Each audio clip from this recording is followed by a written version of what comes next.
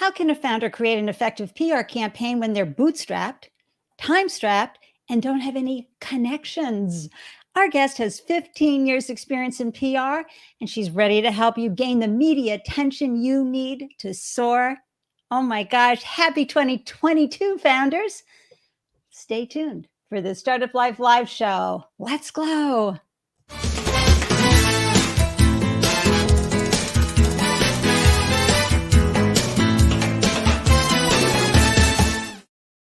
Hello, everyone, and welcome to the Startup Life Live show. I'm your host, Ande Lyons, 4 times founder and startup champion to founders around the world. How you feeling? Are you ready to glow this new year, 2022?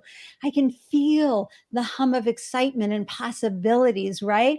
But as much as we're focused on that incredible outcome, we got to take those baby steps, those everyday steps to achieve our goals and the outcomes we're looking for with our business. And let me tell you, after raising 4 businesses of my own, I have a deep appreciation for what you some days are zooming through and other days you're crawling through. And I'm so grateful that you carved out time to up your founder game, because as you do better, your business will do better. And a lot of times we need to see who is in the driver's seat, who else is working their business and moving it forward. How are they doing it? Representation matters. That's why we focus on diverse founders and their startup stories here. Again, so you can find solutions and resources that will help you get back to business and do even better with your business. Hey, if you're watching live right now or during replay, please share your love on this video wherever you're watching, because we're live right now and the video is archived on LinkedIn, YouTube, Facebook, Twitter, and Twitch.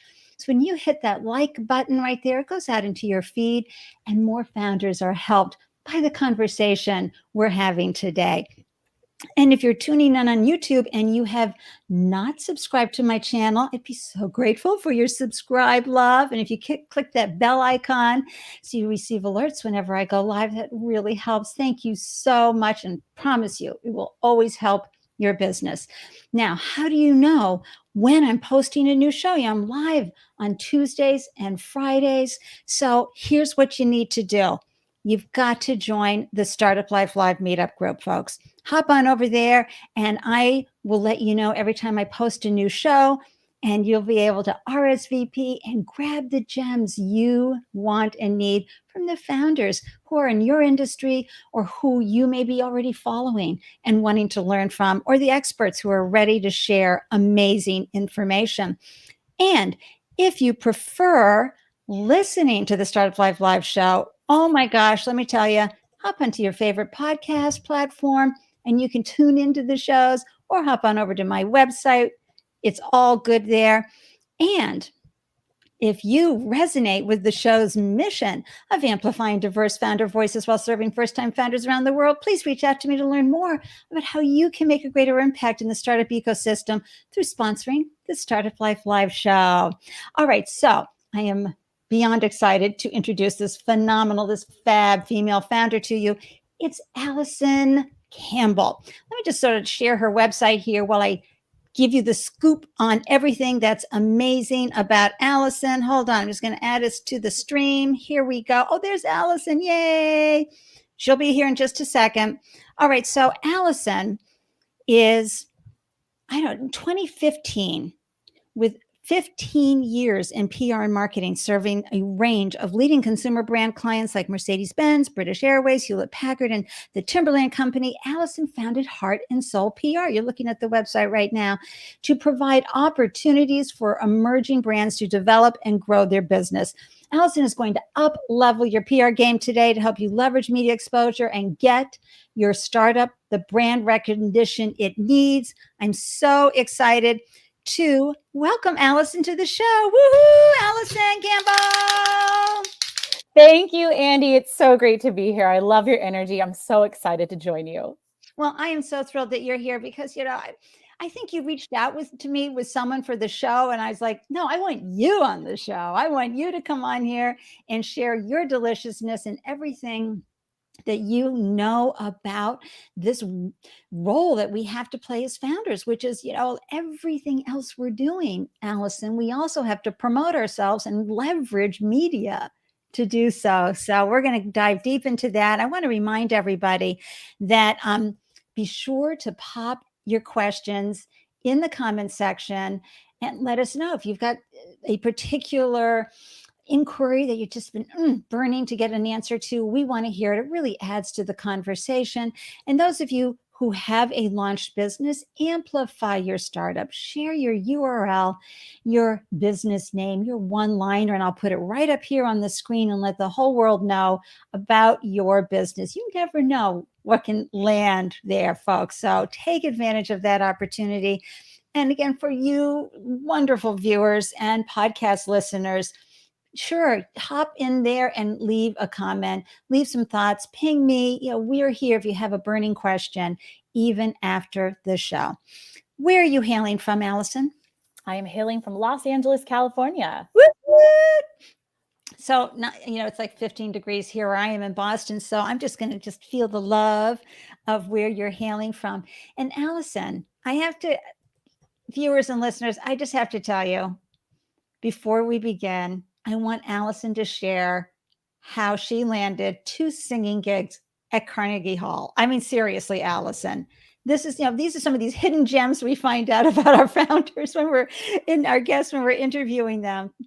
Have you always been singing? Share it with everybody. I love this. Thank you for asking, Andy. Yes, I grew up singing children's choruses throughout college. I have a degree in music, BA in music, and music has always been a passion of mine. So throughout my choral training, I got actually involved with 2 groups in New York City, and that's how I landed at Carnegie Hall. And those experiences are irreplaceable, so I appreciate you asking about that other side of me. Well, we bring a lot to our plate as founders. It's not always about the nitty gritty and how we're moving the business forward. I thought that was fascinating. And then, I saw your handle on Instagram, Music to Change the World. What is that? Music to Change the World. It is my music LLC. And I really do believe music can change the world, and launching some exciting music projects in 2022 as well. Oh, I love that. Thank you for sharing that. Those of you who are tuning in, be sure to let us know where you're hanging from, and we can blow kisses your way. And hello, Heather McCormick-Rimey. So excited to hear Heather saying, so excited to hear your deliciousness, Alyson. Thanks for sharing your area of genius. And folks, I have this in my banners because I can never remember the full website. Heather's website, whrhealing.com. She lives on a beautiful 30+ acre ranch in Colorado. She does other extraordinary things too in the restaurant industry, but boy, does she help a lot of folks with her work in the world. So let's move right along with all that you're doing now, because 2015, that's 6 years ago, you decided to put out a shingle, go out on your own after incredible career, so to speak, in PR, working for some great accounts, learning a lot about what public relations really means. What was it that prompted you, though, to leave, as I like to call, the guaranteed paycheck and benefits behind to launch your business and become an entrepreneur? Yeah, Andy, I love this question because it's central to my mission at Heart and Soul PR, which is putting the heart and soul back into business, I believe. And we saw this too with the great resignation, quote unquote, this year and the past year with the pandemic. More and more people want to get closer to the value that they bring to the company that they work for. Not only the value they bring, but feeling valued. So our mission at Heart and Soul PR is to put the humanity back into business. That was something I had seen lacking at some of the corporate environments, and why I was so excited and very appreciative of those experiences that I had at very large agencies. And that really helped, me launch and springboard into my own business. That was central to me, is really creating a place where my clients and colleagues could feel the value they bring to the world and feel valued and respected and heard in all that they do.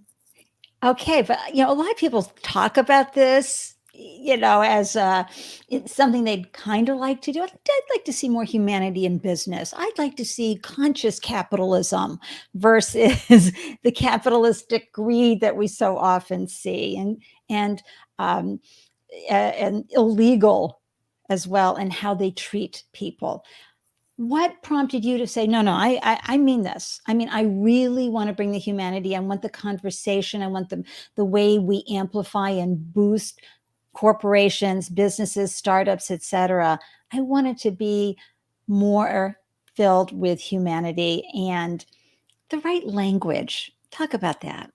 Yeah, the right language is everything, like you said, Andy, but it is more than just saying it. And I have an article I've written about this as well. And I'll be happy to send that to you, Andy, and the viewers after. But this is really about, like you said, putting that action into motion, literally. It's not just about having these beautiful words on a piece of paper. And I think so often, yes, there's businesses with these value statements, but you don't see it lived out in practice every day. So that's something consciously I decided, yes, I have to create. And I think a lot of these, especially I'm sure founders you've talked to, it's born out of personal experience. Right. I had serious burnout. I said, I can't do this anymore. You know, I was working so hard. I was working around the clock. I was just, you know, really breaking my back for so many people.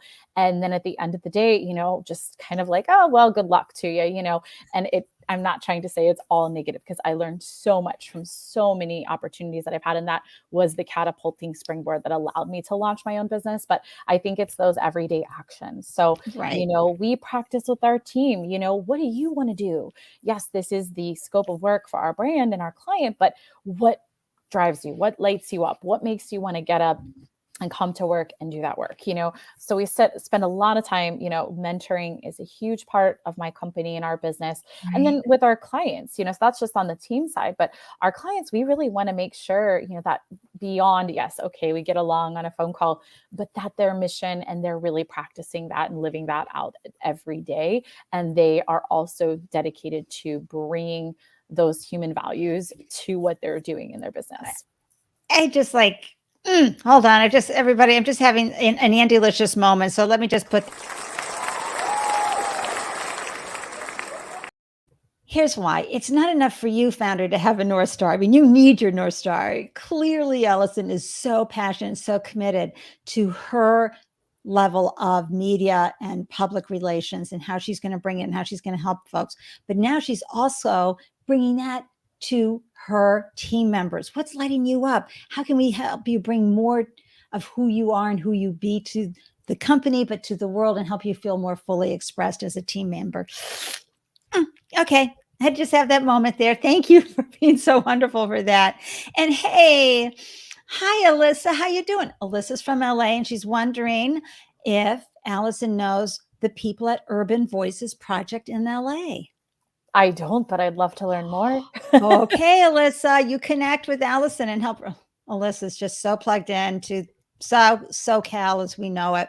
How wonderful. And I'm just going to, this is a big one from Prakar. Hey, Prakar, how you doing? He's saying, hi, all. We help startup founders in their fundraising journey by crafting handmade pitch decks, which deconstruct businesses, ideas, and plans into a beautiful story. Yay! We are celebrating you, Prakar, and everything that you're doing at the 30-minute pitch deck review, etc. So folks who are watching, all the links are up here. And this is what I'm talking about, how we help promote you. You have no idea who's going to see that and go, I'm wanting me some of that. So that's wonderful. And Emily has a question right off the bat for you, Alyson.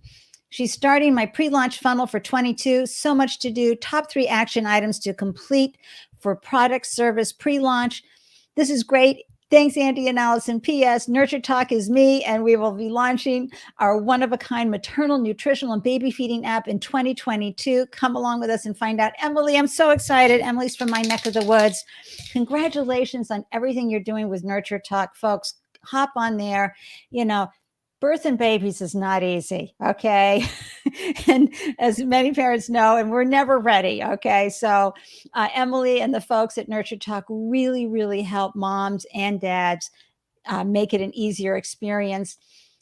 Emily, I am going to pin this because when we get to this section in just a few minutes, we're going to bring up your comment, okay? So I have pinned it and we'll get to that.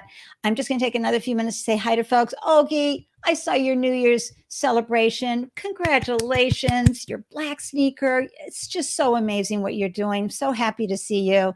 And And Alyssa, she's going to connect with you, not to worry. And Olgie has a question too, and is saying, would definitely love to link with your company and see if there's some synergy here. Keep the grind and happy New Year's. And folks, if you want to really see what a heelless technology looks like in a shoe, in a sneaker, a running shoe, go visit smthedifference.com and check out Olgie's incredible work.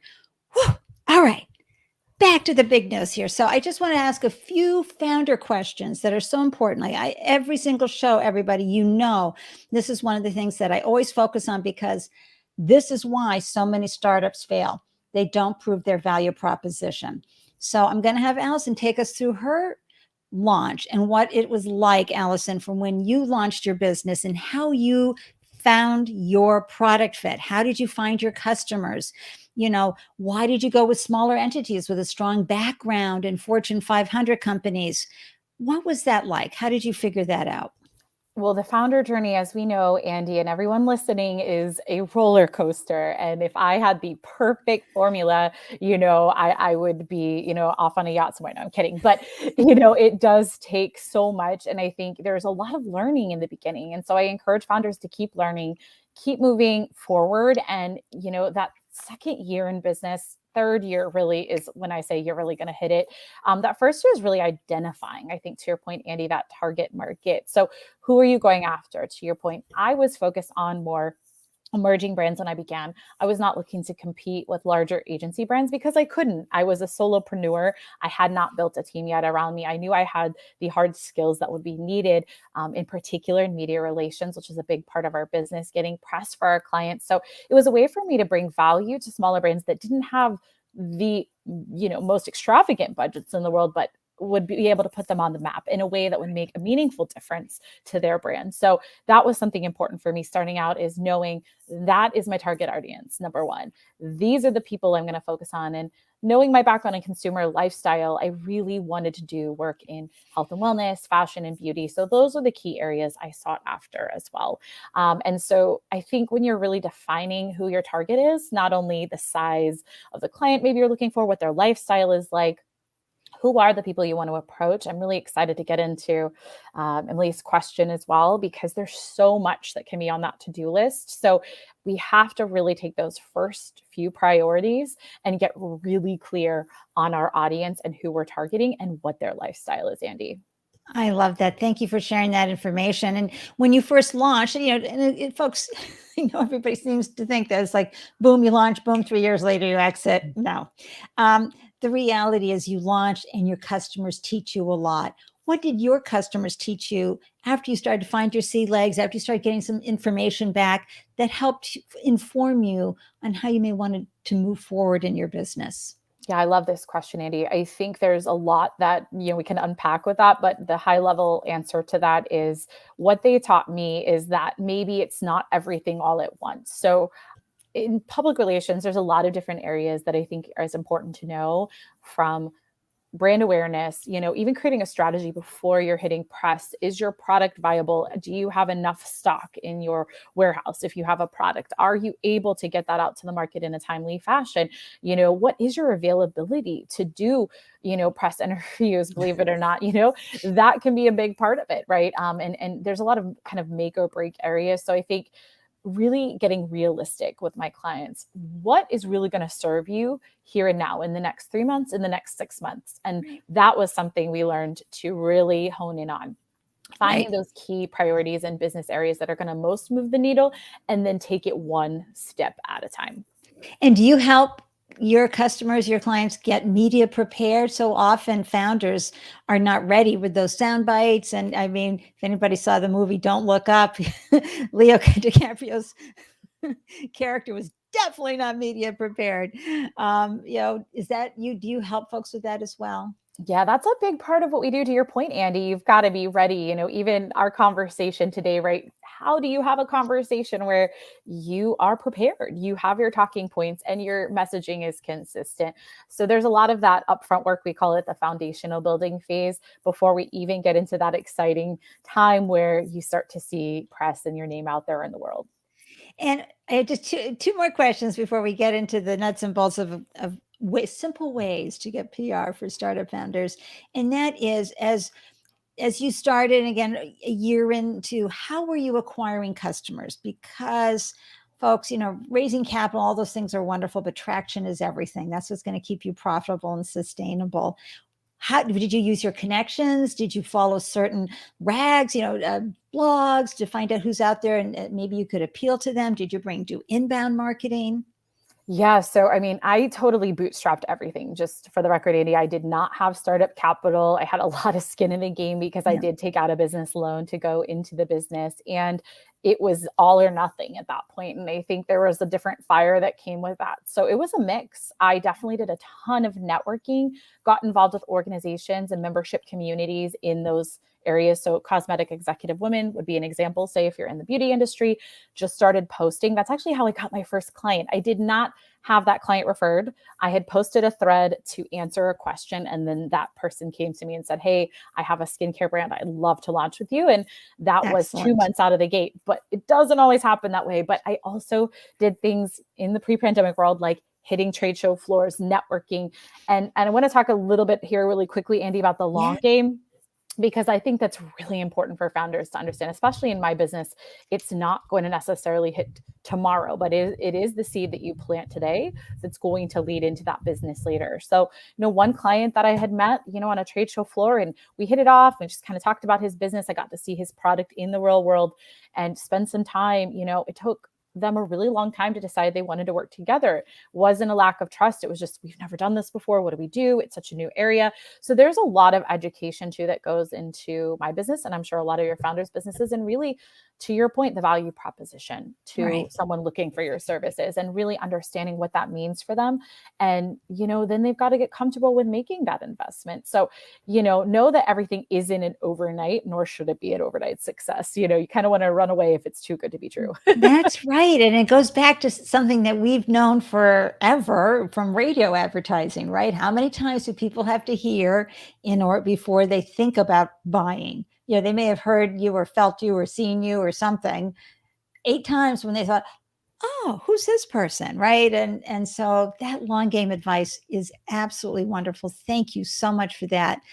So you did it through the bootstrapping, you found your customers, you've proved your value prop. Was there one particular rut row moment that you had during this time period that is I like to call them a good fail story, because, we need to talk more about how we thought, oh no, this is it. I'm going to have to pack it in. I'm totally messed it up. Do you have a story that you can share with us that helps us see how you moved and navigated and got to the other side? Yeah, absolutely, Ande. Well, one thing, and I grew up in the Midwest, and I've had to learn, is that, my niceness can be taken advantage of. So the rut row moment for me would be giving away too much upfront. Now, so there's a balance between providing value and then giving away too much. So in the sense that, there was a moment I had given a proposal to a prospective brand, and they just ran with it, and I thought, oh my goodness, what am I learning from this moment? Well, yeah, I shouldn't give all of that information away because they actually haven't paid for that information. So founders, even if you're starting up, it's important to know your value and price your value.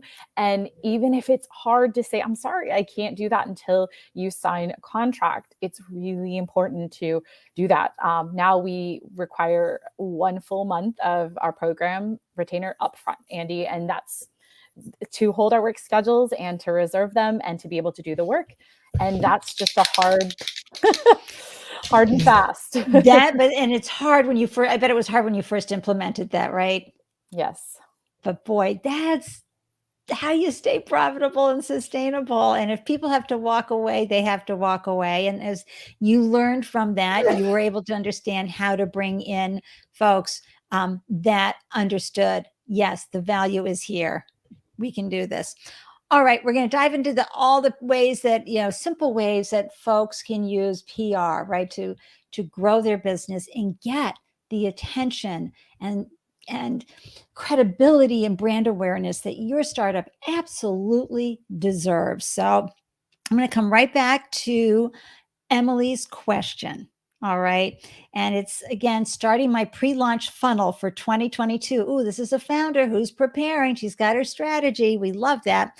Top 3 action items to complete for product service pre-launch. What are your thoughts? Yes, Emily, I love this. And I feel like I might know Emily through the grapevine of all the registered dietitians I've worked with in the past, whether that's Haas Avocado Board or Welch's or something else. But I'd love to connect with you too offline, Emily. And I love the mom space. I know the mom space. Top 3 action items. I mean, really getting clear on those business priorities is number one. So I don't know what 3 action items are going to fall out of those for you, but it is really thinking about what is going to drive my business forward and taking those in actionable chunk steps, right? And not overwhelming ourselves. So is it a matter of defining your community further so that you can get closer to your target audience and then be able to drive more, customers in? Is it taking a moment to get a focus group done so you can really get on the ground feedback, or maybe directly within your network?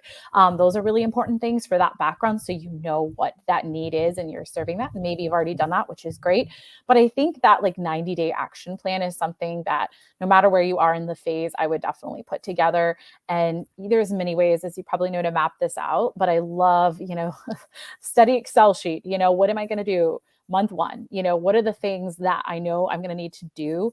And then giving yourself deadlines, just as you would for anything else you're doing in your life. We have deadlines all the time for our clients, and they're hard and fast. You got a media deadline, the reporter's calling, and you better be on it, right, Andy? Or you've missed the story opportunity. But I think setting those realistic deadlines for ourselves is really important, and kind of getting clear once we've gotten clear, what is our next, because that helps us know what we're going to pivot into. Right. Right. Oh, that feels so good. And folks, this is the hard and fast truth about getting stuff done is you have the vision of the outcome, and you then start looking at the bridge to get to that outcome, right? Those steps that you have to take. What are these things that I have to do? And that's where your focus needs to go, because then your brain is going to, because you'll be an observer, right? So your brain's going to start picking away, and all of a sudden things are going to crop up. And you're going to, oh, that's what I need to add to the list. You're going to watch a show like the Startup Life Live show. You're going to hear a founder say something. You're going to go, oh my gosh, I'm going to add that to the list. This is wonderful, wonderful, and especially for public relations. Let me just say hello to Jeanette. Happy 2022, Jeanette. I hope you and the kids are safe and healthy and doing wonderful things. Jeanette has a company called the Bow Hub. So 4 of her 5 children are girls who love to wear hair bows, and she is just knocking it out of the park. Plus, she does hats. It's amazing. And Brent, so happy to see you waving up to Canada. I'm so happy that everything is going well for you and you're staying strong. I know Canada's been hit hard with the continuing pandemic challenges as we are here. So hooray, Brent. Just remarkable work. He has a great Twitter space show, everybody. And Emily's saying, thank you, taking mad notes here. Yay. Oh, Emily, you are just a great example of a phenomenal founder, and it's so much fun to watch how you are moving forward. So something I learned a long time ago, probably, I don't know, somebody I was following in 2011 with my online business, and they were always talking about, I think it was Peter Shankman. Oh, that's right, because he founded HARO. That's right. Duh, Andy. So help a reporter out. How do you feel about that? Is that a waste of time for founders, or is that something, if you have the time, you can go in and see if you can answer a question for a reporter? Does that help? Or what are your thoughts? I think HARO's amazing. And hi, Peter. Peter is a friend of mine from New York, and I think it is an incredible resource. So it's interesting you bring that up because after this, Andy, I'm going to share my handout with you that's not live on this chat, but is going to have some resources like HARO for all of the founders listening in on how you can build your media list, how you can respond to media inquiries and opportunities to drive your brand awareness without having a publicist. So some opportunities there for you to dive into, but HARO is amazing. So for those who don't know, it is basically, you can subscribe to different editions, like as they come. There's usually around 3 that are sent out a day, and think about 50 to 75 different topics of reporters that are actually writing real-time stories on different topics, whether that's business or finance or lifestyle or entertainment. And it is fantastic. So Yeah. I highly recommend it. It is free to join. And the best things sometimes come from those opportunities and even building relationships. A lot of these reporters have their emails hidden. So a lot of times you may or may not get a response. That's something to keep in mind. But if they do respond, and as you build that relationship, even if they have enough sources for that particular story, you're going to be able to have an ongoing dialogue and share your expertise with them in the future. So HARO is an amazing hack. Excellent. I've used it many times for myself, and it's really, all of a sudden, because its backlinks are so important to growth hacking, folks. Okay. And so someone includes you in their top 24, advice on something, some topic, that you're in. Emily, for you as nurture mom, I'm sure there's some great opportunities there in the mom industry and newborn industry for folks who for journalists who are looking. So, and you can set it up, right, Alyson, so that it'll come once a day, once a week, whatever's right for you, a bunch of information, and they make it super easy, right? Absolutely. Love it. Amazing resource. Get to it now. Sign up. It takes less than 5 minutes. Depending on your frequency, to your point, Ande, it is a lot of emails, but you may not keep up with everything, but if you see a gem in there that you can respond to, and might I say respond to quickly, yes, the quicker you can respond, the more likely your chance of being included in a story. That's right. And that's why we have to be ready, folks, with our sound bites. So, and founders, Alyson and I have such a deep appreciation for how the multitasking gets out of control as a founder, right? And that's why delegating is so important. So hire Alyson to help you leverage PR for sure. But I know that you're focused on what's happening if you're in technology and where the app is going, or if you're in manufacturing, you have a device and you things are held up because of the supply chain, or your team members are homesick, or there's so many things that are distracting you, along with acquiring new customers, handling customer service, all of that. And you're thinking, how do I ever have time for PR, everything I'm doing? But it's a skill set, and you can train yourself, and then you can delegate. So Alyson, first, please share why a PR strategy is so important for founders. And again, I said this earlier, growth hacking, there's so much focused on growth hacking, folks. And yes, it's important. But at the end of the day, credibility is important. Brand awareness is important. Investors want to know that there's buzz out there about your business. Customers want to know that there's buzz out there. Oh, other people love this product. What's it all about? That's why, in my opinion, we need to, move on to PR. And I'm going to let Alyson take the floor now and explain why this is an important strategy for newbie founders. Thank you, Ande. Well, you said some great things there that I absolutely agree with 100% in terms of the credibility. It's bar to none, so if you look at paid media, let's say advertising, I always explain to people public relations this way: paid media is paid. It is sponsored often, and it is still great. By the way, I think you should still keep it as a part of a strategy, but earned media is that exactly earned, and that's built through relationship and trust, and through a reporter seeing the value in what you offer, which you can't pay for. We do something called editorial value when we're reporting back our metrics to clients, because what we'll do is we'll say, okay, if this would cost, let's just say $10,000 to advertise on a half page of a major, insert your favorite magazine here, the editorial value is 3 times that, because you're getting people to read the article from a reporter, from a non-biased source who has really been able to understand your product, get your vision, and tell your story in a way that you can't. So it not only elevates your brand, as Ande said, but it provides that third-party credibility that is essential. I also want to talk about PR strategy in the holistic space that we're in marketing. PR is not the golden goose, my friends. It might not be what you wanted to hear. It might not be what you thought I would say as a PR founder, but this would be another lesson too, in terms of education for founders. Ande, if you think there is a one size, to your point about growth hacking fits all, like, oh, if I just do enough lead gen marketing, if I just have more marketing dollars and I spend that on sponsored ads on social, if I just do more PR, it's all of these things. So as founders, we have to think about where we are, and especially when we do have maybe dollars that are limited, what are those places that are going to reach my audience and get me to where I need to be?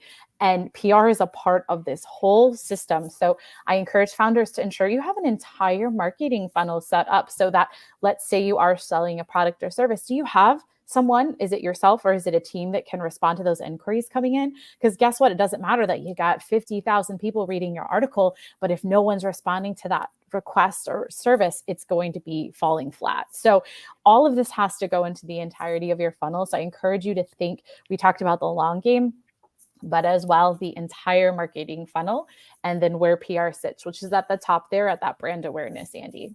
Oh, I love this so much. Folks, and don't feel overwhelmed by this. This is like, Emily, as we saw earlier, she's looking for those action item steps. One of the things that you can do is like, okay, what information can I have like in a Google Doc? Yeah, anything that I can put all in one place so that when someone has an inquiry about the business and its media, I can send them that way right there, help them get a leg up on what we're working on, and then answer subsequent questions. Yes, Alyson? Yeah, so let's just say that this is a quick hack for you founders of the top items you need that if you were paying me to do would be in your, call it, press kit. Frequently asked questions. Some of you may already have this up on a website, but you need to have that. That should be handy both internally and externally, and it should address some hard questions, especially if you do have, a product or service that there may be some, whether it's technology or other things involved in it that people might ask you for. You will start to get customer feedback, and you can keep updating that over time. So frequently asked questions. Andy's mentioned this several times. Key messaging, so important. I say 3 is a great number. 3 talking points. Who am I? What do I do? Why should you use my brand or service, right? Or my product? So those should really be defined in those key messages, and keep those short and sweet. You want to be able to say, this is what my business does. Here's how we do it. And here's why it can help you. That should be very quick. That should be almost that elevator pitch, but that's consistent messaging no matter where you are, whether that's printed online, in a magazine, etc., or you're speaking about it on an interview. And then we would also put together, of course, that target media list, which is going to be based on your target audience. So coming back to that very important point, who is your target audience, right? And who is it? What is their lifestyle? What are they reading? So that's going to be part of that entire media kit, Ande. So FAQ, a key message sheet, and as part of that FAQ, you may even have a fact sheet that will have just literally a 1-page bulleted list of the things about your product and service people need to know. Oh, thank you again for that. Yay! So good. Just a few things from the folks in the crowd who are doing such a great job taking notes, participating with each other. Alyssa agrees HARO is great. Jeanette is saying, thank you for the information on HARO. I've subscribed and I love it. The emails can be overwhelming, but I love it. Dave Hall, happy 2022. How are you doing? I'm waving up the highway to you. He's a local and phenomenal mentor and founder himself. And I love what he's saying, folks. It's multitasking. That's why women founders are so great. We'll take it. And a LinkedIn user, I'm sorry your name isn't showing up. This is great to know. Thank you for sharing. Thank you for tuning in and up your founder game and upping your PR game today with the phenomenal Alyson Campbell from Heart and Soul PR. And you can see the URL right there in the banner going across the bottom of the screen, heartandsoulpr.com. Lots of great information there, but be sure too to keep connecting and connect with Alyson, especially on LinkedIn, wherever your favorite platforms are. But that's where you're going to have the best way of finding her, and then reach out on the website as well. Great to see you too, Dave. It's fun when friends swing by and say hi. So let's move into some of the myths about PR, because we have ideas in our head from watching Mad Men and other things. What are some of the myths that we need to be beware of? Well, I really hate the term spin doctor, Andy, because there's this stereotype or myth that PR is spin and, we try to spin the story. And now let me be clear, there is what we call messaging, right? And we keep coming back to that point because it's so important to have your message clear. You really need to have a value proposition because otherwise, why does someone want to use your product or service or brand, right? So that's important to understand. But we are not out here, creating spin in the world and, trying to, make you do something. I mean, maybe there is a call to action, yes, but, I think that's a really important point. When I hear that, it kind of makes me cringe a little bit, Andy. I also think there's a myth about PR is so expensive. And I want to put that in the case of, let's say, hiring a business development advisor or hiring a lawyer, right? PR is such a valuable service, but it takes a lot of time and it is a lot of a relationship building, right? Right. So these are years of relationships, right? That I've cultivated, my team has cultivated. So as a founder, you can cultivate those relationships yourself too. It's going to take you a long time. Believe me, I had a client who tried it and came back and said, okay, I need your help again. But, I say that to say it is a bit of a long game. I do believe resources like HARO are a great way to start kind of getting your feet wet because those are real-time opportunities. But a lot of times we are pitching stories out into the world and almost, we're really storytellers, Andy, so rather than spin doctors, let's call PR people storytellers. We're taking something that may or may not be clear, really translating that into something that people can understand about what the value of the product of service or, the founder's Right. story is. And then really getting that out to, a swath of media who we think will be interested. And also because we know how they write and what they write and why this would be valuable to their readers. So, Right. And folks, remember, you're investing in your business. Now, if you happen to be a PR maven or madman, wonderful. Go out and knock yourself out. But you've got to take your focus and put it on your business, on your team, making sure your daily activities are going. And so you're going to want to peel off some funds for PR because seriously, if you want to get going and become profitable and sustainable sooner, you're going to need someone who has those connections with the industry so they can pick up the phone literally or the text message and say, hey, I've got a great story that's going to fit in with whatever, right, Alyson? And I think you would benefit to highlight and focus folks. Like, what's an example? Take us through like one particular company and how you got them a story. absolutely, Andy. Well, one of my clients, the National Academy of Sports Medicine, they are the preeminent organization for global fitness trainers across the globe. And I'll just set it up by saying this because you need to understand where their challenge was, right? And as founders, where is your challenge and how can PR help you tell that story a little bit more? They were appealing to a very specific group of fitness trainers, which is great, but they didn't want to just be considered, right, the muscle heads. They wanted to get fitness into the everyday person's hands so that they could understand why fitness and nutrition is important. So one of our big challenges was promoting their nutrition coaching program, which, by the way, took off during the pandemic because there was so much virtual learning happening. That just was a nice happenstance in the sense that they had already set themselves up for virtual programming in the best ways, but that consumers were becoming more curious, right? That was the insight. Consumers were becoming more curious and interested in their health, but they didn't know, of course, how to get there themselves. Or if they were a fitness enthusiast, maybe they didn't want to be a fitness trainer, but they instead wanted to learn a little bit more about how to fuel their bodies and be able to tell clients about it if, say, they were a coach or something like that. So what we did is we really inserted, it was less about the program, which was important in getting a mention in the story, and more about topics that were timely that we could respond and have our experts and trainers talk about. So for Nice. example, new year, new me stories, trends in nutrition, what's happening, what are the latest diets, are they important? What kind of exercises are going to give you the most bang for your buck?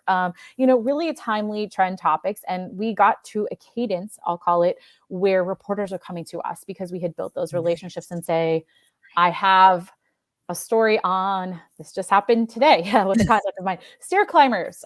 Can you have a trainer talk to me about the importance of stair climbers and benefits and all these things, right? So, it's really about building those relationships and building that story cadence. But think about if you're thinking about a media plan, which could also be part of your toolkit, what are the things you can talk about and that you feel comfortable? What does your product, service, brand offer? Maybe that no one else does, or that will set you apart. What are the things that you can comment on? And then that will really help you think about the types of media that will be important for you. In this case, we knew we didn't want just a bodybuilding magazine, because that's not going to necessarily move the needle for the client. But we wanted to get into sites that were more wellness oriented, like Well and Good and Birdie, which is a big millennial site now, because more millennials are becoming, curious about their nutrition, things like that. So when you're thinking of the media mix, it goes back to the first thing I said, Ande, to Emily's question, which is your target audience, because that is literally going to be the umbrella for everything in your toolkit. Well, and the beauty, it's like why you bring your attorney on, so they can protect you from all the things that you never even thought of, right? Same thing as when you bring on your PR person. It just seems to me that, first of all, you're going to know where they need to be, all right? And all the mentioning, plus they're going to get everything out of you, founder, that they need in order to amplify your message. And what you just said too, about the fact that then people start coming to you because you keep delivering great stories, great folks to add value to their audience that they're writing for or doing videos for. And it's just so important. So founders, I know the title is Simple Ways, and Alyson is giving you simple ways that you can initiate PR as a founder, as a newbie startup business, when you're bootstrapped and you're time strapped and you don't have the connections, but you can see how this could be a phenomenal investment for you every month to have someone in your corner and get the word out. And just what I so appreciate about what you do, Alyson, and also because you are about the heart and soul and having humanity in the effort. To me, that's also really important. And so many products out there absolutely need you. Let's talk a little bit about Google Alerts. Yeah. Because, a lot of folks don't know to have Google Alerts set for their industry, for their name, all sorts of things. And this can be a great way to leverage, because you can see an article that from your competitor, perhaps, or you can, get some great insights and information. What are your thoughts about setting up Google Alerts? Yeah, I think it's a great idea. I think one of our viewers came in and talked about the kind of frequency of emails. So founders, we are probably dealing with a lot of emails and things right now. If you do have a virtual assistant or an intern or someone on your team, I think this is a great opportunity to think about where you can divide and conquer and kind of delegate, to your earlier point, Ande, because I think some delegation does need to go into our businesses as founders, even early out, even if that means just a virtual assistant for a few hours a month, right? That could help kind of with that.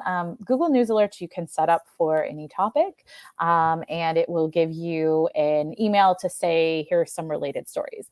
I will caution, sometimes it doesn't always pick up the exact keyword exactly. So, take it with a grain of salt. But to your point, Ande, I think it's a great way of knowing what's out there and without having to maybe click through your entire news feed every morning.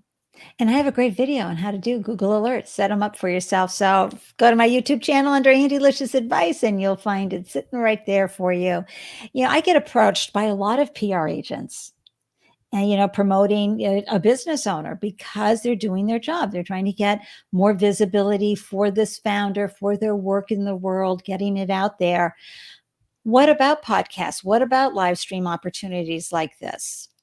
Well, I think they're amazing. By the way, of course, Ande, you would have amazing SEO, because when I was building out our podcast list for our client, you were one of the top of the list. And so that's why I originally reached out. Right. So that's really great. Podcasts like this, shows like this, look how long we get to talk, Ande. Look how much we get to share about ourselves and our stories and answer people's questions. That's going to give you a format very different than a quote in an article, which, by the way, is still a great thing. So there's different mediums for different purposes, Ande, but I love founders on podcasts because it gives you that long form opportunity to really dialogue and really allow people to know you. And that's why so many of my guests per month are newbie founders. Like Jeanette is a newbie founder who wanted this experience. And I love giving this. I mean, you're a phenomenal guest. You are seasoned. You are media prepared. This is such a great conversation that we're having. But for my newbie founders, I had the wonderful Abraham from Pitch Gauge. It was the first time he told his story. I love giving folks that opportunity. That's But amazing. let's talk about media prepared, because again, we need to be ready for when that mic is put into our face. So, one of the questions I had for you is what 3 things can a founder do so that when it's audio or video, that they can build this skill set so they can be right there ready with what they want to share and not get sidetracked by that, "Oh, I'm live," or "Oh, I'm on a podcast." Yeah. Well, so much of what founder, is in here. Andy, you sent me a long list of questions. I'm going to be honest, my media trainer friends, because I have them as well, and I've been through my own media accelerator program. I'd love to give you that resource as well, founders. Thank It's you. incredible. I think anyone can use media training, period. Doesn't matter who you are, doesn't matter how long you've been in the business, doesn't matter how much you think you can talk about your product. Everything is a new medium, whether it's a phone, a video, et cetera, Andy. So I think it's really important in terms of what I would do for media preparedness is certainly, we're going back to those key messages, Andy. Where does my key message fit into this dialogue? And then the other thing is, don't get too scripted with it. The list of questions you sent me, Andy, like I said, my media trainer might have said, "Oh, Alyson, you should write out all your answers," which, by the way, I think if you are doing an interview for the first, second, third, you're still kind of getting your feet wet, you should get an idea of what you want to say down. But people will know you're scripted. And that's something we talk about in our media trainings with our clients is you need to be buttoned up, but you don't want to sound scripted. You need to give that authentic energy that is you. And that's why the person's having you. That's why they want to speak to you. So there's a way to be prepared. And then there's a way sometimes to be over prepared. So I think there's a fine balance to strike, but really getting those key messages down, understanding the types of things you want to cover without it being too scripted. We prepare, which I think founders, here's another hack for you. I'm giving you all the goods today, Andy. Woohoo! Yay! Essentially, we would have a media interview brief. This would consist of who am I talking to?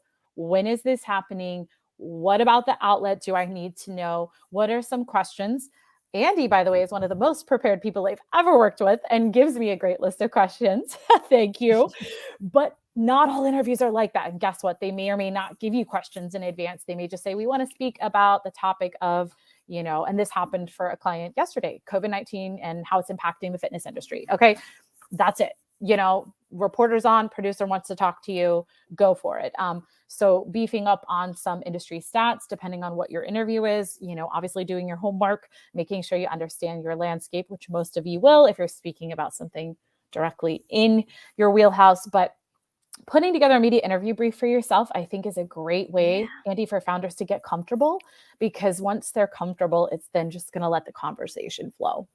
And folks, you will get comfortable. So that's why I encourage all of you, get on as many podcasts and interview opportunities, pitch events, anytime that you can be in front of people and practice. And you're going to, maybe you're a star right away. Highly unlikely, but the more you do it, the better you get, so that when someone does reach out of the blue and says, "Oh yeah, we'd like you to be in the podcast, it's going to be in 5 minutes," and they have nothing for you, you know that you're going to be prepared. And whichever direction your host takes, you're going to be able to go right along with her and give the information that's going to add value to that entity's audience. Oh, pure deliciousness. This has been so wonderful. What are you working on right now that you're feeling like, oh, it's a stretch, and something that the startup, oh, hi, yay, the Startup Life Live community can add win to your sales? Yes. Thank you for asking, Andy. We are in new business development growth mode. So if you are a brand that is looking for public relations opportunities, we do everything from brand strategy to press to social and everything in between. So I'd love to have, and I'm happy to offer anyone on that's had a chance to listen to you, Andy, just for giving their time, complimentary consultation for anyone just maybe looking to get a little bit deeper in just kind of understanding where they need to go. But yeah, we're building out our client pipeline this year. We are taking on a few more new clients. So that's what's in the works for Heart and Soul. And we're expanding our team, which is really exciting. Oh, it's wonderful. I put the link into the comments. Of course, it'll be in the show notes. Heart and Soul PR bootstrapped.com. You definitely want to get, bring this strategy into your bandwidth, into your Excel spreadsheet, get your team thinking about it. Because again, as I said earlier, growth hacking is great, but PR lends credibility that you cannot buy other than by, of course, with investing in a good PR strategist like Alyson, but it's something that is completely different than the SEO hack. So I cannot say it enough. And it just will really float your boat in so many ways, add wind to your sails in so many ways.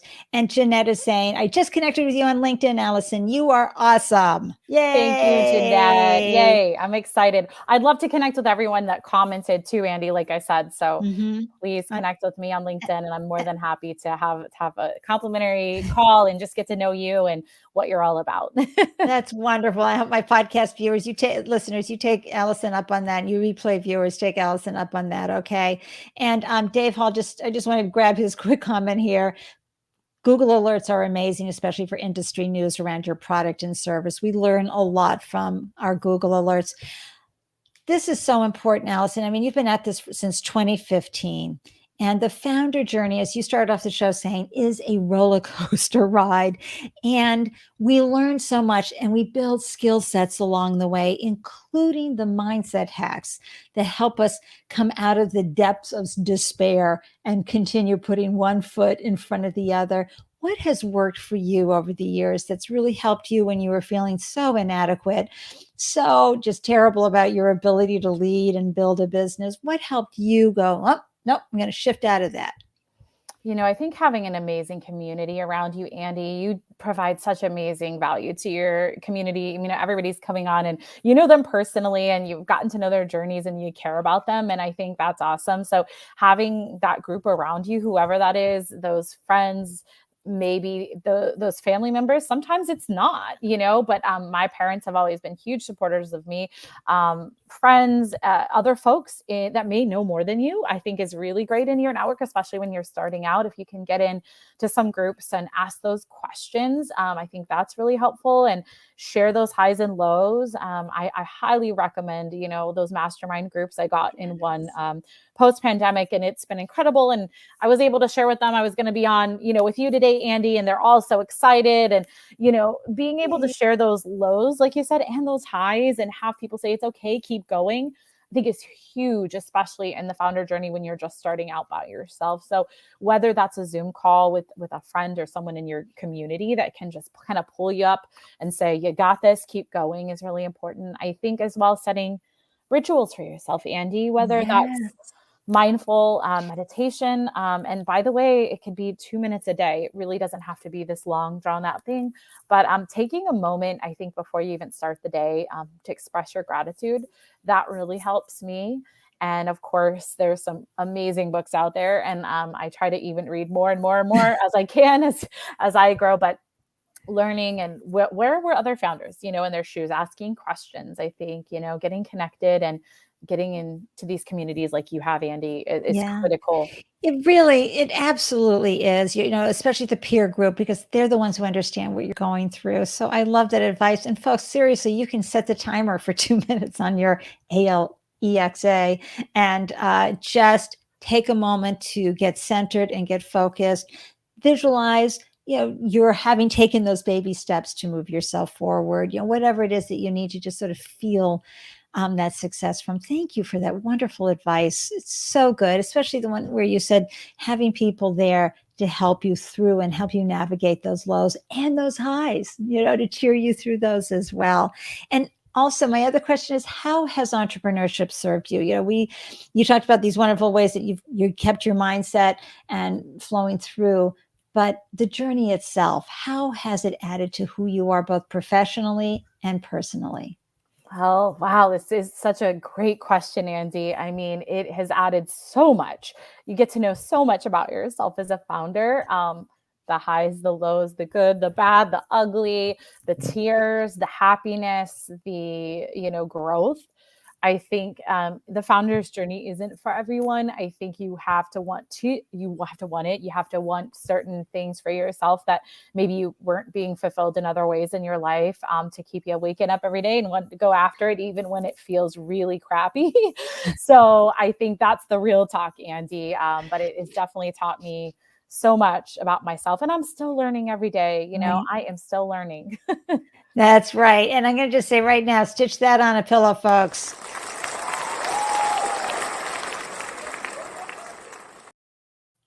I am still learning. Seriously. I watch live stream hosts all the time to help up my game, finding new ways to add value to your lives by being better at what I do. And it's the same thing. You're going to be learning as you go. And that is the beauty of this journey. It just taps into parts of yourself you never would have explored. Absolutely. Oh, that's great. And Emily's saying lots of gratitude here. Thanks for the tips and the tricks. Oh, we're cheering you on, Emily, and all the wonderful things that you're doing. Any last words before I pop you in the green room and wrap up this wonderful, oh my gosh, delicious and impactful, filled with great advice conversation?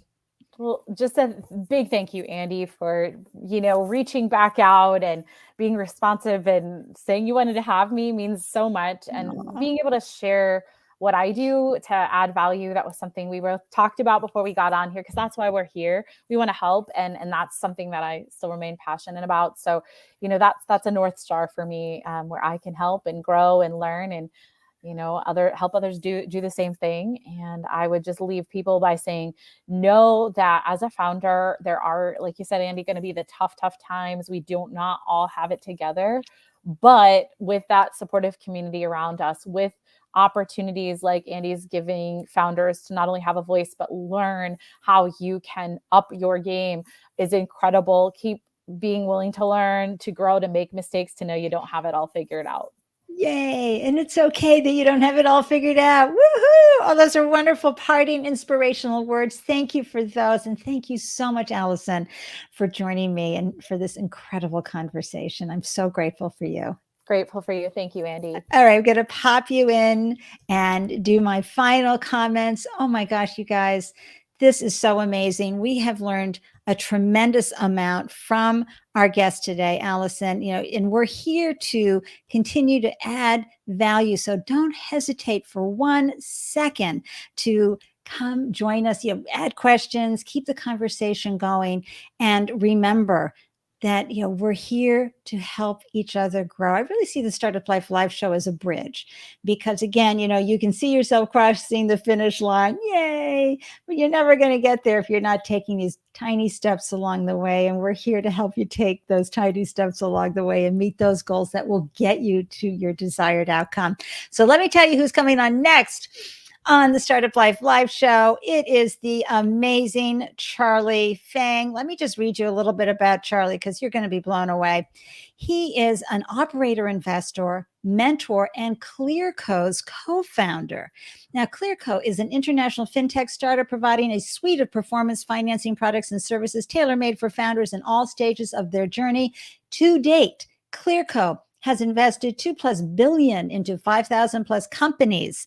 And by using data science to identify high growth opportunities, they've taken the bias out of decision making, which has helped Clearco fund 8 times more female founders than traditional VCs. And when we say fund, I'm talking about debt funding. Okay, folks, that's right. Founder friendly. We're not taking a chunk of your company. We're going to give you the capital you need under the debt umbrella. We're going to learn so much from Charlie. I'm just so thrilled to have a founding member of the Clearco team too, because if you're a startup founder, you know that they're out there soaring and their story is great. So until I see you on Friday, January 7th at 12 p.m. EST, 9 a.m. PST, I'm going to say to you, as I always do, please, please, please remember these important words, and that's: you're braver than you believe and stronger than you seem. And as we say here in Boston, wicked smarter than you think. So you've got this, folks. Until next time, blowing you kisses filled with appreciation for the journey that you are on. You're amazing and remarkable, and I am cheering you on every single day. Until next time, take care.